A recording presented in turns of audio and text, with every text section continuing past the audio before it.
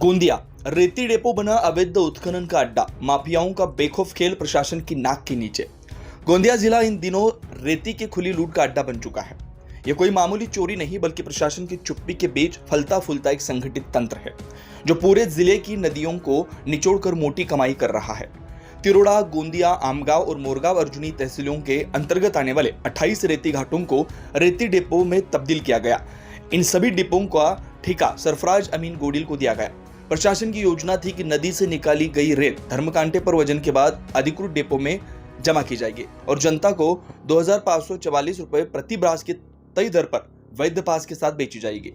लेकिन असल में जो हो रहा है वो इस पूरी योजना की धज्जियां उड़ाने जैसा है। रेत माफिया खुलेआम तय दर से ऊपर रेट वसूल रहे हैं। 10 चक्का ट्रक रुपए 16,000 में और 12 चक्का ट्रक रुपए 20,000 में अवैध रूप से बेचे जा रहे हैं, वो भी बिना किसी वैध परिवहन पास के।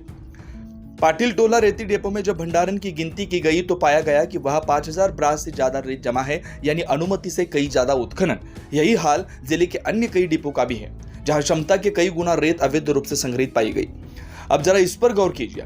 ठेके की वैध अवधि 9 जून को समाप्त हो गई, लेकिन आज भी बड़े पैमाने पर अवैध उत्खनन जारी है। इसका मतलब साफ है, रुकने का कोई इरादा नहीं। नागपुर खनिज संचालनालय ने इस पूरे मामले की दस्तावेजी जांच करते हुए रिपोर्ट सौंपी है।